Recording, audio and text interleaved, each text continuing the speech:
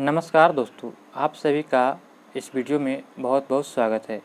दोस्तों, आज हम लोग इस वीडियो में डिस्कस करने वाले हैं प्राथमिक शिक्षक परीक्षा जो है 11/4/1999 को किया गया था। इसमें जो है कुल 100 प्रश्न दिए गए हैं, जो सेट नंबर 8 है। इससे पहले का सेट आप अभी तक नहीं देखे हैं तो आप हमारे चैनल पर जाकर ज़रूर देख लीजिएगा। हमें उम्मीद है कि आपको यह सेट पसंद आएगा। चलिए दोस्तों, आज के हम सेशन को शुरू करते हैं। यदि हमारे माता पिता दोनों अथवा दोनों में से कोई एक भारतीय नागरिक है तो हम हो जाते हैं क्या? तो यह आपका इसका सही उत्तर देगा कि जन्मजात नागरिक हो जाते हैं। क्या? जन्मजात नागरिक हो जाते हैं। यदि हमारे माता पिता दोनों अथवा दोनों में से कोई एक भारतीय नागरिक है तो हम जन्मजात क्या हो जाएंगे? तो नागरिक हो जाएंगे। ऑप्शन नंबर इसका राइट आंसर देगा। अगला प्रश्न दिया गया है कि लोकतांत्रिक सरकार वह शासन व्यवस्था है जिसमें क्या होता है? जिसमें देखा जाए तो समान नागरिकों की भागीदारी जो है होती है। लोकतांत्रिक सरकार वैसी शासन व्यवस्था है जिसमें समान नागरिकों की भागीदारी होती है। ऑप्शन नंबर इसका राइट आंसर देगा। बड़े नगरों में स्थानीय स्वशासन की संस्थाएं क्या कहलाती हैं? तो बड़े नगरों में स्थानीय स्वशासन की संस्थाएं जो है यह आपका क्या कहलाता है? तो नगर निगम कहलाता है। नगर निगम जो है ये बड़े नगरों में स्थानीय स्वशासन की संस्थाएं कहलाती हैं। पंचायत समिति के प्रशासन का प्रबंध एक सरकारी अधिकारी करता है, जिससे क्या कहते हैं? तो पंचायत समिति का प्रशासन का प्रबंध जो है एक सरकारी अधिकारी करता है, जिससे क्या कहते हैं? तो सही उत्तर देगा प्रखंड विकास पदाधिकारी। इसी को जो है BDO के नाम से भी जानते हैं, BDO के नाम से भी जानते हैं। तो ऑप्शन नंबर इसका राइट आंसर देगा। भारतीय संविधान के जनक किसे कहते हैं? तो भारतीय संविधान के जनक जो है BR अम्बेडकर को कहा जाता है। ऑप्शन नंबर जो है 3 इसका राइट आंसर देगा। BR अम्बेडकर जो हैं इन्हें जो भारतीय संविधान का जनक कहा जाता है। अगला प्रश्न है कि सर सैयद अहमद खां संस्थापक थे किसके? तो सर सैयद अहमद खां के द्वारा जो है क्या स्थापना किया गया था? तो अलीगढ़ मुस्लिम विश्वविद्यालय की स्थापना जो है सर सैयद अहमद खां ने स्थापना किया था। ऑप्शन नंबर इसका राइट आंसर देगा, सर सैयद अहमद खां। नेक्स्ट प्रश्न दिया गया है कि दिल्ली के अंतिम मुगल बादशाह कौन थे? तो दिल्ली के पूछा गया कि अंतिम मुगल बादशाह कौन थे? तो बहादुर शाह जफर जो था ये दिल्ली का अंतिम मुगल बादशाह था। ऑप्शन नंबर 2 इसका राइट आंसर देगा, बहादुर शाह जफर। नेक्स्ट प्रश्न है कि कस्तूरबा गांधी किसकी धर्मपत्नी थी? तो कस्तूरबा गांधी जो थी ये जो किसकी धर्मपत्नी थी? तो महात्मा गांधी की पत्नी थी। ऑप्शन नंबर 2 इसका राइट आंसर देगा। महात्मा गांधी की पत्नी का नाम क्या था? कस्तूरबा गांधी। महात्मा गांधी का जन्म कब हुआ था? तो 1869 में हुआ था। 1869 में। मृत्यु कब हुआ था? तो 1948 को हुआ था। 2 अक्टूबर 1869 को जन्म हुआ था महात्मा गांधी को, और जो है 30 जनवरी 1948 को मृत्यु हुआ था। तो ये ध्यान रखिएगा। पलासी युद्ध कब हुआ था? तो पलासी की युद्ध जो है कब किया गया था? तो सही उत्तर देगा ऑप्शन नंबर 1757 में। ऑप्शन नंबर 3 इसका राइट आंसर देगा। 1757 में जब पलासी का युद्ध लड़ा गया था तो ये कहाँ लड़ा गया था? तो ये पश्चिम बंगाल में लड़ा गया था। कहाँ पे? तो पश्चिम बंगाल के जो है नदिया जिला में। और किस नदी के किनारे? तो भागीरथी नदी के किनारे, जिसमें जो अंग्रेजों का जीत हुआ था। तो ये याद रखिएगा। भारत को स्वतंत्रता प्राप्त हुआ था कब? तो भारत को स्वतंत्रता जो सभी लोग जानते हैं कि यह जो 15 अगस्त 1947 को प्राप्त हुआ था। 15 अगस्त 1947 को। तो ऑप्शन नंबर 3 इसका सही उत्तर हो जाएगा। सम्राट अशोक ने अपनाया था क्या? तो सम्राट अशोक जो था यह क्या अपनाया था? तो बौद्ध धर्म को अपनाया था। क्या चीज़? बौद्ध धर्म को। ऑप्शन नंबर 3 इसका राइट आंसर होगा। सम्राट अशोक के द्वारा जो है बौद्ध धर्म अपनाया गया था। कौटिल्य ने रचना किया था किसकी? तो कौटिल्य के द्वारा जो रचना किया गया था अर्थशास्त्र। अर्थशास्त्र के लेखक कौन है? तो कौटिल्य, या इसी को है विष्णुगुप्त कहते हैं। तो ऑप्शन नंबर इसका राइट आंसर देगा। ख्वाजा मुइनुद्दीन चिश्ती की दरगाह कहाँ स्थित है? तो ख्वाजा मुइनुद्दीन चिश्ती की दरगाह देखा जाए तो यह कहाँ है? तो अजमेर में हो जाएगा। अजमेर कहाँ है? तो राजस्थान में। ये याद रखेगा, अजमेर कहाँ है? राजस्थान में। आमिर खुसरो किसके शिष्य थे? तो आमिर खुसरो जो थे ये किसके शिष्य थे? तो सही उत्तर हो जाएगा ऑप्शन नंबर 3, शेख निजामुद्दीन औलिया का जो थे आमिर खुसरो शिष्य थे। ऑप्शन नंबर 3 इसका राइट आंसर होगा, शेख निजामुद्दीन औलिया का। दिल्ली के लाल किले का निर्माण किसने करवाया था? तो दिल्ली में जो लाल किला स्थित है जिसका निर्माण जो है शाहजहाँ के द्वारा किया गया था, शाहजहाँ के द्वारा। और आगरा का ताजमहल भी शाहजहाँ के द्वारा निर्माण करवाया गया था। तो ये याद रखिएगा। भारतीय संविधान ने भारतीय संविधान ने भारतीय नागरिकों को कितने मौलिक अधिकार प्रदान किए हैं? तो भारतीय संविधान ने जो है भारतीय नागरिकों को जो है कुल देखा जाए तो कुल कितने मौलिक अधिकार प्रदान किए गए हैं? तो सही उत्तर क्या हो जाएगा? ऑप्शन नंबर 3, 6 प्रकार के मौलिक अधिकार प्रदान किए गए हैं। तो याद रखिएगा 6 प्रकार के। 7 प्रकार के पहले था, लेकिन संपत्ति के अधिकार को जो है हटा करके 300 के क में रखा गया। तो याद रखिएगा। अगला प्रश्न है कि 14 वर्ष से कम आयु के बहुत से गरीब बच्चे जो है पटाखे बनाने वाले कारखानों में काम करते हैं। तो इस कारखानों में बच्चों को काम लेने से किस मौलिक अधिकार का उल्लंघन होता है? तो आपका इसका सही उत्तर है कौन से मौलिक अधिकार का उल्लंघन होता है? तो दोस्तों इसका आपका राइट आंसर हो जाएगा ऑप्शन नंबर 2 हो जाएगा। इसमें क्या होता है कि शोषण के विरुद्ध का अधिकार होता है, बच्चों का शोषण किया जाता है। ऑप्शन नंबर 2 इसका राइट आंसर हो जाएगा। लोकसभा का कार्यकाल कितना होता है? तो लोकसभा का कार्यकाल जो है ये कितना होता है? तो 5 साल का, और राज्यसभा का 6 साल का होता है। राष्ट्रीय जनता दल के नेता कौन होते हैं? तो राष्ट्रीय जनता दल के नेता हैं तो कल्याण सिंह। ये जो था उस समय का करंट अफेयर था। तो राष्ट्रीय जनता दल के नेता कल्याण सिंह हैं। भारत के राष्ट्रपति को पद की शपथ कौन दिलाता है? तो भारत के राष्ट्रपति के पद की शपथ जो है यह सुप्रीम कोर्ट के मुख्य न्यायाधीश दिलाता है। सुप्रीम कोर्ट के जो मुख्य न्यायाधीश होते हैं वो भारत के राष्ट्रपति को शपथ दिलाते हैं। जनसंख्या का संदर्भ में भारत विश्व में स्थान कैमा है? तो जनसंख्या का संदर्भ में देखा जाए तो भारत जो है विश्व में स्थान कैमा था। तो उस समय की बात किया जा रहा है तो दूसरा स्थान था, लेकिन वर्तमान में देखा जाए तो अब पहला हो गया। तो ये ध्यान रखिएगा। अगला प्रश्न है कि पूंजीवादी अर्थव्यवस्था है? तो देखा जाए तो पूंजीवादी अर्थव्यवस्था क्या हो जाएगा? तो इनमें से कोई भी अर्थव्यवस्था को नियंत्रित नहीं करता है। इनमें से कोई भी अर्थव्यवस्था को नियंत्रित नहीं करता, उसे पूंजीवादी अर्थव्यवस्था कहते हैं। ऑप्शन नंबर क्या हो जाएगा? 4। भारत में अधिकांश अदृश्य बेरोजगारी पाई जाती है? तो भारत में देखा जाए तो अधिकांश जो है अदृश्य बेरोजगारी कृषि में पाई जाती है। किसमें? कृषि में। वर्तमान में पंचवर्षीय योजना कौन सा है? तो वर्तमान में पंचवर्षीय योजना पूछा जा रहा है कि तो कब का दिया गया है? तो 1999 का दिया गया। कब का? 1999 का। तो उस समय कौन सा पंचवर्षीय योजना चल रहा था? तो सही उत्तर देगा ऑप्शन नंबर 4, 9वीं पंचवर्षीय योजना चल रहा था। तो ये करेंट अफेयर है, यदि उस समय का करेंट अफेयर था। निम्नलिखित में से बताना है कि फसलों में से कौन सी फसल नकदी फसल के रूप में जानी जाती है?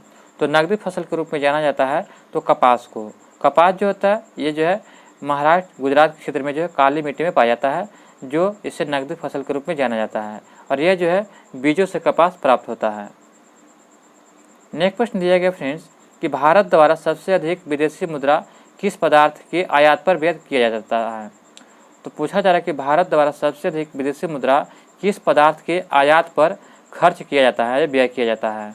तो सही उत्तर हो जाएगा ऑप्शन नंबर हो जाएगा 1 हो जाएगा। पेट्रोलियम पर जो है भारत का सबसे अधिक मुद्रा खर्च होता है, पेट्रोलियम पदार्थ पर। आर्थिक विकास के दृष्टिकोण से भारत की गिनती होती है?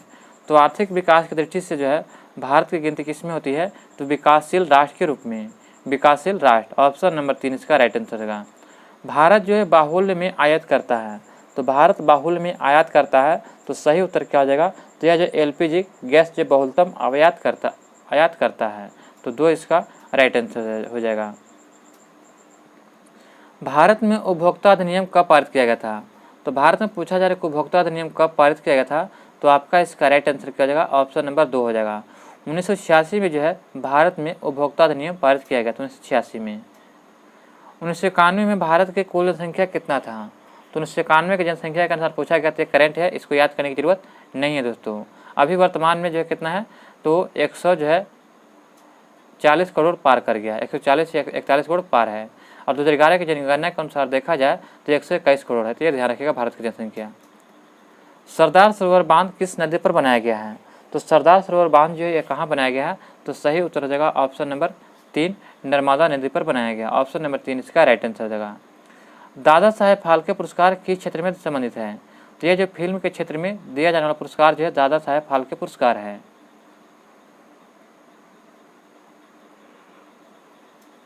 किस राज्य में एलोरा की गुफाएं स्थित हैं?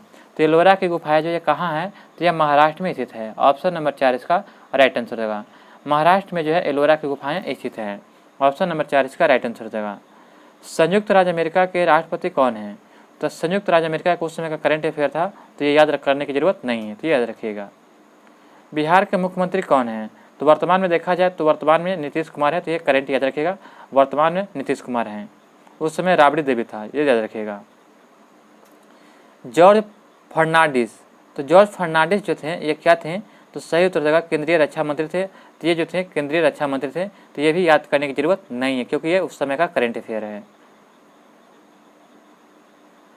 अभी हाल ही में 1999 में कुआलालंपुर में संपन्न हुए 16वें कॉमनवेल्थ खेलों में प्रसिद्ध निशानेबाजी जसपाल राणा को कितने मेडल जीते थे? तो दोस्तों ये भी याद करने की जरूरत नहीं है। तो इसमें मिला था 2 गोल्ड और 2 सिल्वर मेडल जीता था। तो ये भी याद करने की जरूरत नहीं क्योंकि उस समय का ये करंट अफेयर है। अगला प्रश्न एक विंबलडन चैंपियनशिप जो है किस खेल से संबंधित है? तो विंबलडन जो है किस खेल से संबंधित है? तो आपका इसका राइट आंसर होगा ऑप्शन नंबर 4 टेनिस से संबंधित है। तो ऑप्शन नंबर 4 इसका राइट आंसर होगा। संयुक्त राष्ट्र संघ के वर्तमान सेक्रेटरी जनरल कौन है? तो संयुक्त राष्ट्र संघ के वर्तमान सेक्रेटरी जनरल जो किससे बनाया गया है? तो ये था उस समय कोफी अन्नान। तो ये भी याद करने की जरूरत नहीं है। इस समय का करंट अफेयर तो 1999 का। APJ अब्दुल कलाम को सम्मानित किया गया था किस लिए? तो APJ अब्दुल कलाम को सम्मानित किया गया था 1999 में। तो सही उत्तर देगा ऑप्शन नंबर 4 भारत रत्न से सम्मानित किया गया था। तो ये भी करंट अफेयर ध्यान रखिएगा। विश्व प्रसिद्ध थार रेगिस्तान किस राज्य में स्थित है? तो थार रेगिस्तान सभी लोग जानते हैं कि यह राजस्थान में स्थित है। ऑप्शन नंबर 2 इसका राइट आंसर हो जाएगा, राजस्थान में। भारतीय राष्ट्रीय पशु क्या है? तो भारतीय राष्ट्रीय पशु क्या है? तो सही उत्तर क्या हो जाएगा? तो बाघ जो है भारत का राष्ट्रीय पशु है। ऑप्शन नंबर जो है 2 इसका राइट आंसर, बाघ इसका राइट आंसर हो जाएगा। श्वेत क्रांति किस चीज़ से उत्पादन से संबंधित है? तो श्वेत क्रांति देखा जाए तो यह दूध उत्पादन से संबंधित है। ये वर्गीस कुरियन जो है इससे संबंधित है, वर्गीस कुरियन। नील नदी गिरती है कहाँ पे? तो नील नदी जो है मिस्र से निकलती है और कहाँ गिरती है? तो सही उत्तर देगा ऑप्शन नंबर 3 भूमध्य सागर में नील नदी जाकर गिरती है। ऑप्शन नंबर 3 इसका राइट आंसर देगा। निम्नलिखित में से कौन सा स्थान सर्वाधिक वर्षा के लिए प्रसिद्ध है? तो सर्वाधिक वर्षा जो है क्या कहाँ हो जाएगा? तो आपका इसका राइट उस समय था ऑप्शन नंबर 2 चेरापूंजी था। तो चेरापूंजी और मासीराम दोनों देता है, तो वर्तमान में मासीराम हो गया है, उस समय चेरापूंजी था। कोचीन प्रसिद्ध है किस लिए? तो कोचीन जो सभी लोग जानते हैं कि यहाँ पे जो है जहाज निर्माण के लिए प्रसिद्ध है। ऑप्शन नंबर इसका राइट आंसर होगा। कोचीन जो है केरल में है जो जहाज निर्माण के लिए प्रसिद्ध है, पानी वाले जहाज के निर्माण के लिए। अगला प्रश्न हमारा दिया गया है दोस्तों कि काला सागर किस देश के दक्षिण में है? तो काला सागर किस देश के दक्षिण में स्थित है? तो रूस के दक्षिण में जो है काला सागर स्थित है। इंदिरा गांधी नहर किस राज्य में निर्मित की गई है? तो यह निर्मित किया गया कहाँ पे? तो राजस्थान में निर्मित किया गया है। ऑप्शन नंबर 4 इसका राइट आंसर, राजस्थान में जो है इंदिरा गांधी नहर विकसित किया गया, निर्मित किया गया है। हजारीबाग तथा मुंगेर किन खानों के लिए प्रसिद्ध था?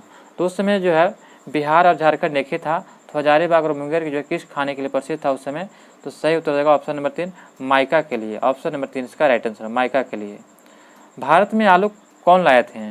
तो भारत में आलू को लाने का श्रेय किसे जाता है? तो पुर्तगालियों ने आलू लाया था भारत में। ऑप्शन नंबर 4 इसका राइट आंसर होगा। तंबाकू भी जो है पुर्तगालियों ने ही लाया था। यहाँ पे दिया गया है कि यहाँ पे जो है कि 4 किलोमीटर प्रति घंटा के वेग से जो बारिश ऊर्ध्वाधर जो है नीचे की ओर गिरती रहती है, तो प्रति घंटा 3 किलोमीटर के वेग से एक आदमी सीधा रास्ते पर गति कर रहा है, तो आदमी का सापेक्ष बारिश की अपेक्षित गति प्रति घंटा कितना होगा? तो इसका प्रति घंटा हो जाएगा ऑप्शन नंबर 3 हो जाएगा 5 किलोमीटर। ऑप्शन नंबर 3 होगा 5 किलोमीटर। निम्नलिखित में से किस जगह जी का मान सर्वाधिक होता है? तो सभी लोग जानते हैं दोस्तों को जी का मान जो है कहाँ पे सर्वाधिक होता है? तो ऑप्शन नंबर क्या हो जाएगा? तो 4 इसका राइट होगा अंटार्कटिका पे, यानी कि ध्रुवों पर जो है जी का मान सबसे अधिक होता है, अब विषुवत रेखा पर सबसे कम होता है। एक वस्तु का जड़त्व की प्रत्यक्ष निर्भरता होती है, तो सही उत्तर हो जाएगा ऑप्शन नंबर जगह 1 हो जाएगा द्रव्यमान पर। एक वस्तु की जड़त्व की प्रत्यक्ष निर्भरता द्रव्यमान पर होती है। एक वस्तु का वजन अधिकतम होता है कहाँ पे? तो एक वस्तु का वजन अधिकतम देखा जाए तो कहाँ पे होता है? तो सही उत्तर हो जाएगा ऑप्शन नंबर क्या हो जाएगा? तो 54 के जो हो जाएगा पृथ्वी के सतह से 100 किलोमीटर ऊपर। ऑप्शन नंबर जो है 4 इसका राइट आंसर हो जाएगा। यहाँ पे दिया गया दोस्तों कि एक वस्तु का वजन अधिकतम कहाँ होता है, तभी हमने देखा कि ये जो पृथ्वी है ये पृथ्वी पर भूमध्य रेखा है, तो यहाँ पे बीच में जो है सबसे कम होगा, क्या चीज़ होगा? यानी वजन क्या हो जाएगा? कम हो जाएगा। और एक ध्रुवों पर जो हो जाएगा अधिकतम हो जाएगा, प्लस हो जाएगा, यानी कि दोनों ध्रुवों पर अधिकतम हो जाएगा, विषुवत रेखा पर कम। तो ऑप्शन नंबर 1 इसका राइट आंसर हो जाएगा।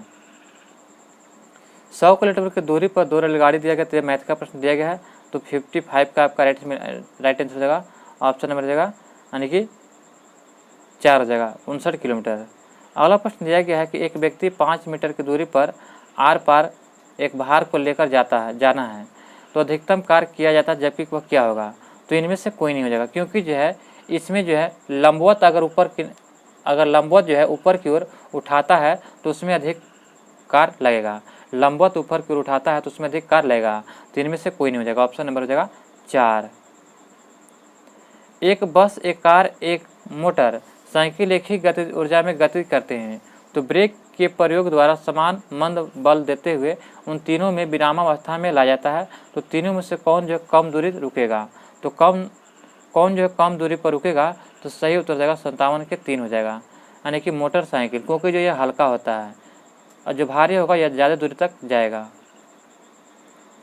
ध्वनि का वेग, तो ध्वनि के वेग के बारे में दिया गया है, तो सही उत्तर जाएगा ऑप्शन नंबर 2, सूखी हवा में और नमी हवा में अधिक होती है, ऑप्शन नंबर 2 इसका राइट आंसर हो जाएगा। नेक्स्ट क्वेश्चन दिया गया है कि एक लड़की जो बैठे हुए एक झूला झूल रही है, यदि वह लड़की झूले पर खड़ी हो जाएगी तो झूलन की अवधि क्या हो जाएगी? तो अगर लड़की जो झूले पर खड़ी हो जाती है तो आपका इससे हो जाएगा कि घट जाएगी उसका दोलन के काल, दोलन किस समय अवधि क्या हो जाएगी? तो घट जाएगी, 59 के क्या हो जाएगा? तो ऑप्शन नंबर 2 हो जाएगा, घट जाएगी। 2 रेलगाड़ी जो है संधियों के बीच अंतराल रखा जाता है, देखते हो कि 2 पटरी होता है, इस प्रकार से पटरी यहाँ पे जोड़ रहता है, तो थोड़ा सा जो गैप दिया जाता है ताकि जो गर्मियों में फैलेगा तो ये जो है वो एक के ऊपर चढ़ ना जा सके, इसीलिए जो है गर्मियों में क्या होता है कि फैलता है, इसीलिए जो गैप दिया जाता है। तो ऑप्शन नंबर क्या हो जाएगा?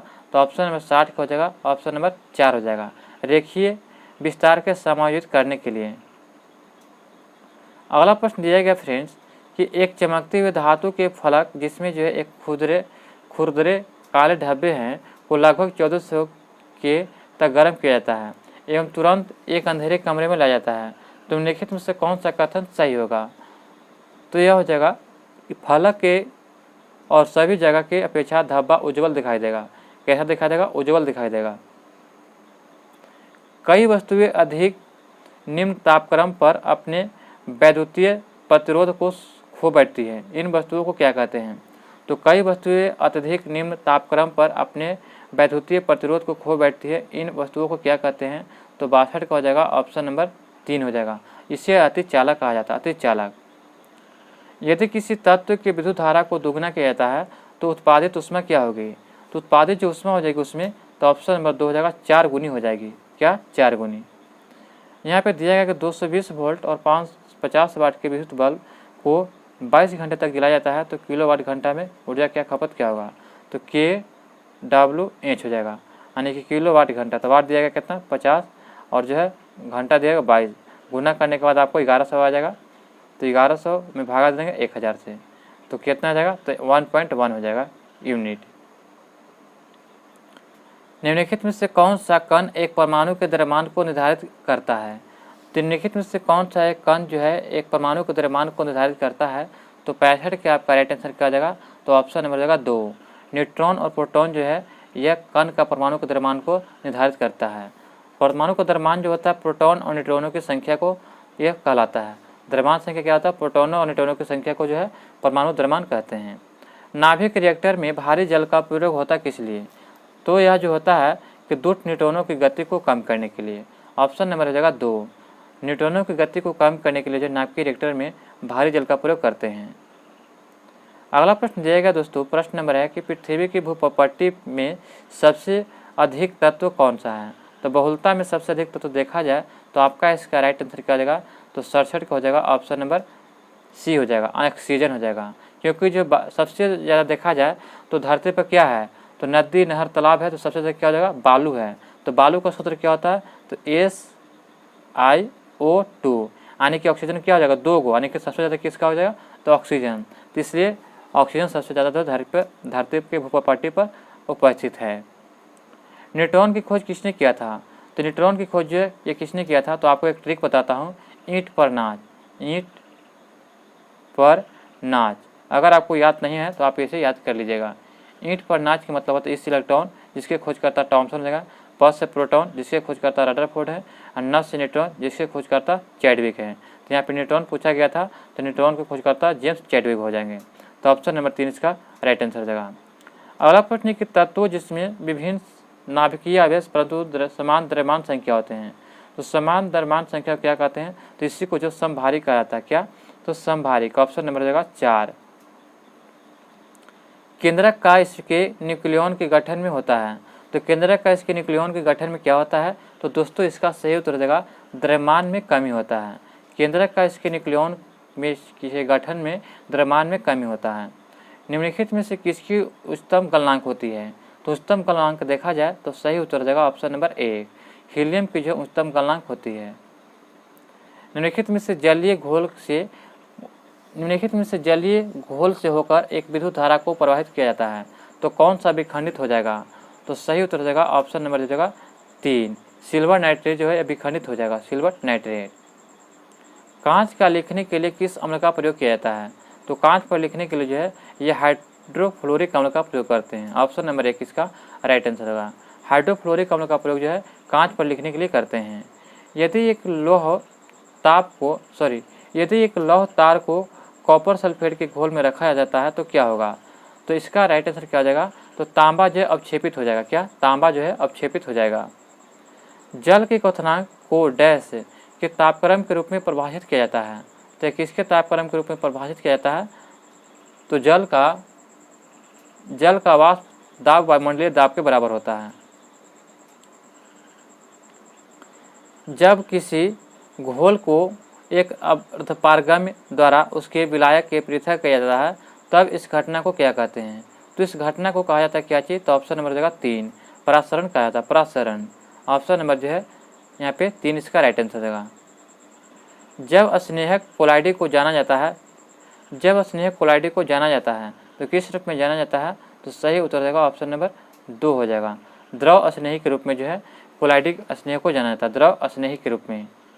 पुरातत्विक खोज को दिनांकित करने में निम्नलिखित में से कौन से तत्व के समस्थानिक का प्रयोग होता है, तो सभी लोग जानते हैं कि जो कार्बन डेटिंग से जो है यानी कि पुरातत्विक खोज को निर्धारण किया जाता है, तो ऑप्शन नंबर क्या हो जाएगा 2, कार्बन से। सोल्डर किस धातु का मिश्रण होता है, तो सोल्डर जो होता है ये सीसा और टीन का मिश्रण होता है। ऑप्शन नंबर 1 इसका राइट आंसर, सीसा और टीन का। इलेक्ट्रॉन की हानि का उपचयन एक सेल के एनोड पर जो परिक्रम होते हैं उसे क्या कहते हैं, तो उसे जो कहा जाता है क्या चीज़, तो ऑप्शन नंबर 1 हो जाएगा उपचयन कहलाता है, उपचयन। पेप्सिन एक उदाहरण है किसका, तो पेप्सिन जो एक प्रकार का एंजाइम है, क्या चीज़, एंजाइम है दोस्तों। पेप्सिन क्या है, तो एंजाइम है। विटामिन की खोज किसने किया था, तो फंक ने किया था, कब, तो 1911 में, याद ध्यान रखिएगा।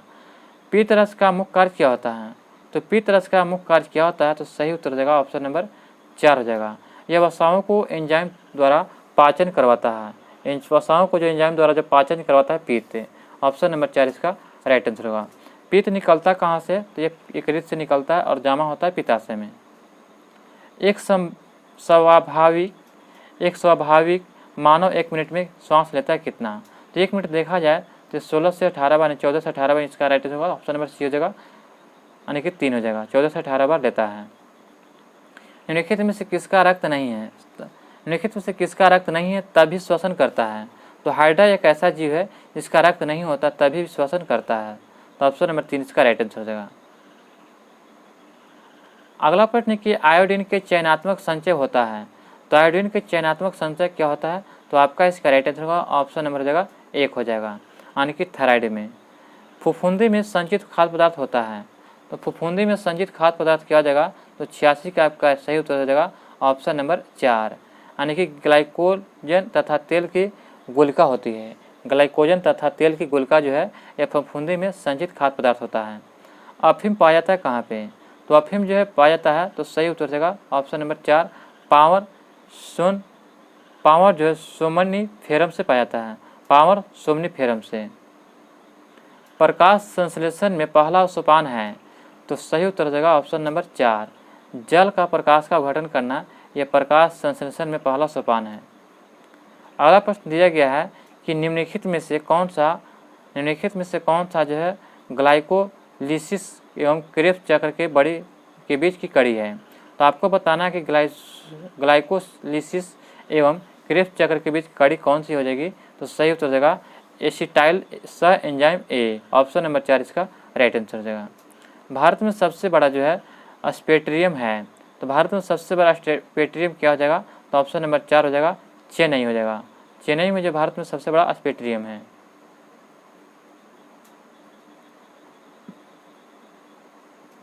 पक्षियों की हड्डियां हैं, तो जो पक्षियों की हड्डियां होती है वो वातिल होती है, क्योंकि वातिल होती है बीच में क्या होती है? खोखली होती है, इसीलिए वातिल होती है। 3 इसका राइट आंसर हो जाएगा। निम्नलिखित में से कौन जो है भारत का राष्ट्रीय पक्षी है? तो मोर इसका राइट आंसर है। मोर जो है भारत का राष्ट्रीय पक्षी है। मानव मूत्र में से सामान्यतः कौन सा विटामिन का उत्सर्जन होता है? तो मानव मूत्र से सामान्यतः कौन से विटामिन का उत्सर्जन होता है? तो 93 का आपका सही उत्तर हो जाएगा ऑप्शन नंबर 2, यानी कि विटामिन जो है 2 हो जाएगा, यानी कि सी हो जाएगा। विटामिन सी जो है मानव मूत्र के उत्सर्जन होता है।